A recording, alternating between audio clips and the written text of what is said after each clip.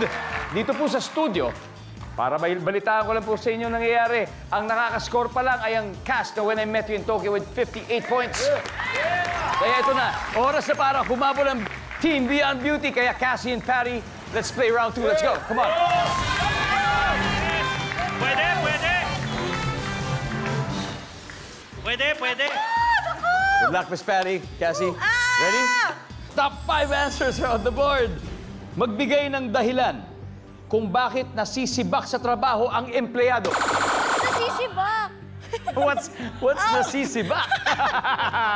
Okay, eto. Baka may clue ka makuha sa sagot ni Miss Patty. Miss Patty. Mareklamo. Mareklamo sa trabaho. Mareklamo. Okay, Cassie, magbigay ng dahilan kung bakit nasisibak sa trabaho, nafa-fire, natatanggal sa trabaho ang isang empleyado, Cassie. Didn't do their job well. Okay, hindi ginawa ang trabaho. Okay, di ba galing? Cassie, pass or play? Play. All right, we're gonna play Miss Patty. Let's go, Cassie. Kayang-kaya nyo to, guys. John, dahilan kung ba't nasisibak ang empleyado sa kanyang trabaho. Tamad. Tamad. Yan, mga ganyan. Tamad. Boom! Direk Romel, dahilan po kung bakit nasisibak sa trabaho ang isang empleyado. Nagnakaw siya ng pera. Nagnakaw ng pera. Mortal sin po yan. Hindi po pwede yan. Nagnakaw ng pera. Boom! Gabi, Laging late. laging late. Oo, laging late. May kilala ka bang laging late sa taping? Marami. At saka laging tamad. Survey says... Cassie, magbigay ng dahilan kung bakit nasisibak sa trabaho ang empleyado, Cassie. Nag-away po sa coworker. Away. Ano ka simple, may away. Drama. May kaaway daw. Survey says...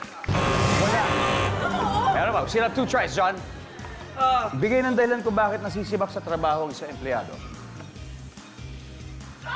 Go, John. Oh, stand by, Beyond Beauty. Direk, one more chance. Dahilan Pwede, po pwede, kung bakit pwede. nasisibak sa trabaho ang isang empleyado.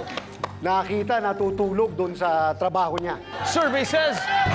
Wala. Wow. Mukha lang naman, Miss Maricar. Magbigay ng dahilan kung bakit nasisibak sa trabaho ang isang empleyado. Office romance.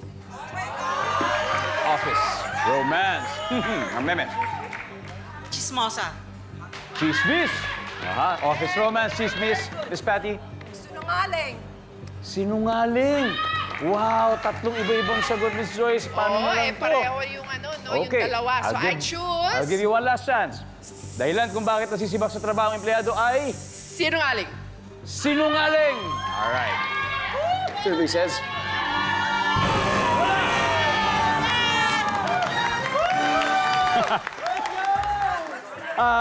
Miss Mehmet, pwede bang tulungan niyo akong basahin ang number 5?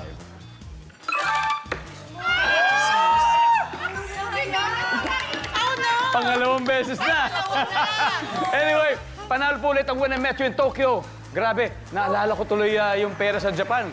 Yung isang lapad kasi ang lapad na ng lamang nila. 142 points na versus 0.